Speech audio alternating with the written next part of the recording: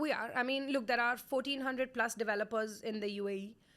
We choose to work with maybe the top 20 or 30 of them. Out of them, maybe the first five will be your tier one developers. And of course, there are lesser objections when you're looking at tier one developers. Not that there are no objections, because again, even with tier one developers, everything has been a learning curve, right? Like Dubai real estate has only grown in the past 23 years. So for all these developers, they have made mistakes and they have learned.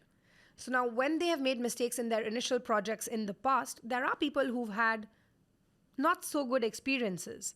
And then those buyers or those tenants do have objections in terms of what the developer has handed over in the past and what they are doing now to rectify it. So to kind of give you an example, there is a community by a tier one developer, which is a little bit further out. And it has like a couple of phases. The community today is doing really well, but when it was launched, there were a lot of problems. People were complaining about issues with leakage from the roofs, and like there were instances where somebody's roof fell in and stuff like that. And then that kind of takes away credibility or takes away trust from that developer. So then when you are positioning any other project by that developer, of course it's natural to have an objection, because this is something that has happened with their project in the past. But then when you go and talk to various people in that developer, you come to know that when that development was first started, for instance, Dubai, for example, at that time did not do cloud seeding. So we had really dry climate.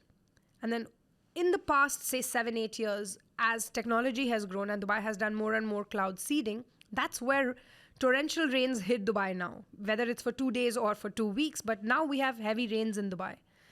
So at that time, the construction which was done keeping in mind a dry climate. And then the Dubai government changed, like the government policies changed, cloud seeding started happening.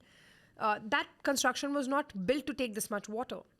But when this started happening, they went back and they got new contractors. They implemented reinforcing strategies and stuff like that, where now those issues don't happen anymore. So yes, those issues were there in the previous phases, but those issues don't happen today in the newer phases. But all this you will only know as a real estate advisor when you put yourself out there and get all this information firsthand. And then this information can come through, like I said, reading, or through watching videos, whether it's on social media, whether it's doing your own reading, whether it's reading the newspapers and all of that, whether it's talking to people also. A lot of times when I go to developers' offices, I talk to people, my peers, colleagues, and stuff like that. And everybody has a different take on things.